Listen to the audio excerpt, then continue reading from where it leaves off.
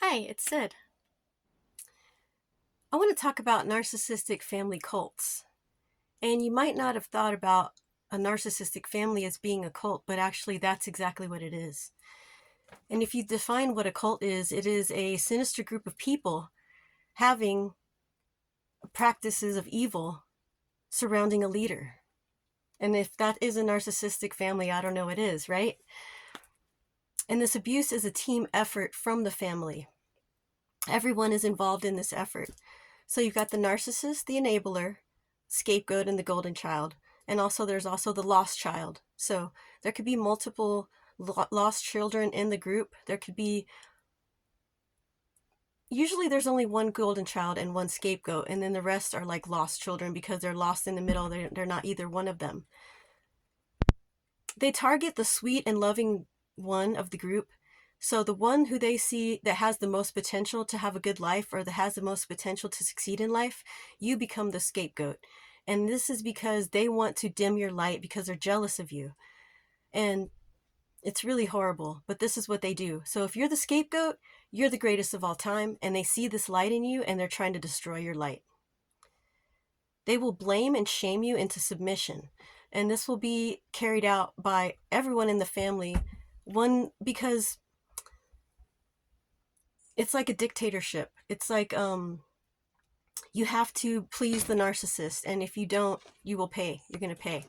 So they blame you into submission and shame you. So if you try to go against the family, you're going to be shamed for it. If you try to do something against the family, they're going to blame you somehow for something.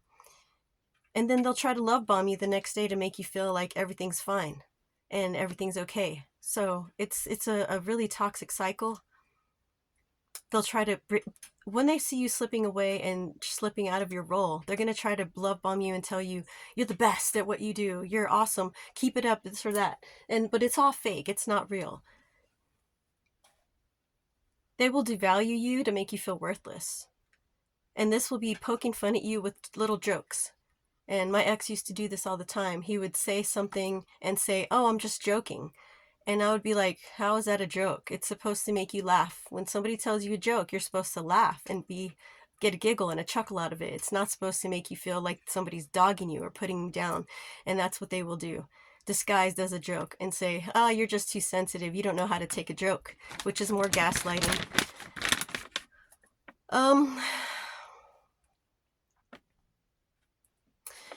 Also, they'll use the silent treatment. So if you don't go along with it and their little jokes aren't working or their love bombing isn't working, then they'll just be quiet and not talk to you and make you feel alone and secluded from the group. They might all go out to dinner and just leave you there and say, "Oh, well, we thought you weren't hungry. We thought you ate already," or whatever. "Oh, I didn't think you wanted to go shopping with us because, you know," and this would happen to me a lot with my mom. She would take my sister shopping, and I would always ask, "Can I come shopping with y'all?" And she would just ignore me and would never take me with them. So that's another tactic they do. Also, they'll go into where they withhold love and affection from you. You won't get any love or affection for a few days, and you'll just feel bad about yourself. And that's what they do. These are tools that they use to beat you into submission. They can also go into full-blown rages. So if they start to feel you slipping away or getting into a place where you're starting to see through their BS, they'll just go into a full-blown rage and totally break you down with their rage and anger until you just give up. And then the next day they'll switch back with some love, fake love bombing, and bring you some flowers or some candy or, "Oh, I'm really sorry about that. Are you still mad? I hope you're not mad at me." They'll say, "Oh, I'm under a lot of stress and I didn't mean to take it out on you." But it's just fake. And they know exactly what they're doing, so don't be fooled. And this causes a trauma bond. When this continues to happen, this cycle of love bombing and hating on you, this will cause a trauma bond. And it's a psychological response to the abuse that you're being put under. And it's an intensely emotional feeling. It's a way to make you feel connected and attached to them at the same time being punished by their actions. And this pattern of the highs and lows of being love bombed, which you feel is love, but it really isn't, and then being devalued and put into this feeling of not being good enough, it will leave you feeling it increases your unhealthiness, and it increases the unhealthy attachment to the abuser. And if there's anybody in the family who ever decides to speak up about this, like say you're trying to talk to someone and tell them what's going on, and if they find out about this, there's going to be major price to pay for this. They're going to gaslight you, talk bad about you, gossip about you, spread lies about you, try to make you seem like, no, you did something wrong, you stepped out of line. There's going to be some form of punishment to pay. Um, Other people in the extended family would even back them up on this. This has happened to me, where I try to get help through extended family members and they still back up the narcissist, even though children were involved and in danger. They refuse to help. And so it really brings out the true colors of people. So that's one good thing about it.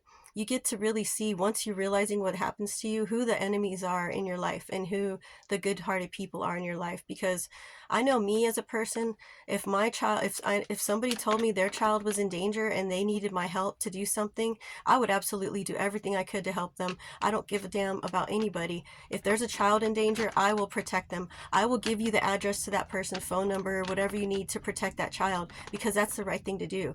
But there's people in this family who aren't helping me and are refusing to give me an address because they're backing up the narcissist, because they are also narcissists, and this is part of the narcissist family cult. So there will be a major price to pay for me even making this video, but you know what? I don't care. I'm not afraid of you guys. I'm not afraid. I'm strong. I know what I'm saying is helping people, and that's my goal, and I'm going to speak. So you can't shut me up no matter how many spells you try to put on me, how much stuff you try to say bad about me. My light is going to shine regardless of you, because I have the divine on my side, and that's why I'm here. So there's going to be public humiliation, bullying, silent treatment. They're going to gaslight you and gaslight others into thinking that you're a bad person, but don't even let it bother you. Just keep standing in your truth, being strong in who you are, keep shining your light, and eventually the right people are going to see that these other people are full of shit, and you are the one who's the good one. And you don't need any of these people in your life. There's plenty of other people out there who are strangers, will show you love. I've had so much love from strangers in the last few days that it's unbelievable to me, and it's actually restored my faith in humanity. I used to believe that people were mostly bad, and I realized that's because I was surrounded by evil people. And now that I'm out of that, I'm realizing that people are coming to me with love. And even people I have known my whole life aren't showing me the love that these strangers have been showing me, and that's amazing to me. And I'm so grateful to God and the divine for this, because I know this is what's happening to me. And this will happen to you also. If you're a good person, if you pray, if you ask for help, God will help you and will assist you, and the right people will be drawn to you and come to you because God will bring them to you. So don't ever be afraid to leave. You can do it. This cycle of abuse can keep you trapped for a long time. You may have to go through this cycle of being love bombed, devalued, discarded, love bombed, devalued, discarded over and over and over again until you realize what's happening to you.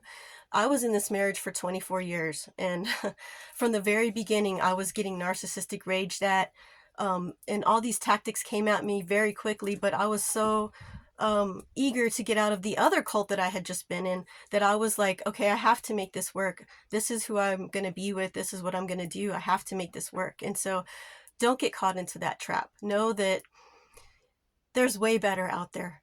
Don't accept this bad behavior. Don't do it. You can find somebody else out there to love you. There's plenty of people out there who are good people. Trust me. Just realize what's happening to you, and then you can change this, and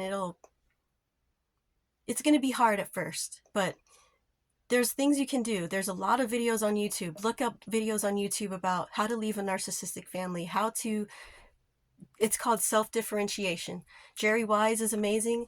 Dr. Les Carter is amazing. The Little Shaman on YouTube. Look up all these people. They have incredible videos about narcissists, and just educate yourself.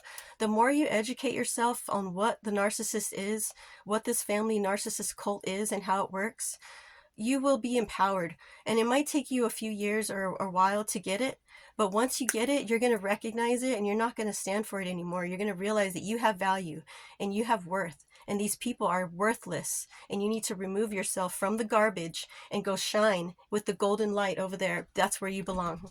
Okay? I want the best for you. I want you to heal, and I wish you blessings and love with all my heart.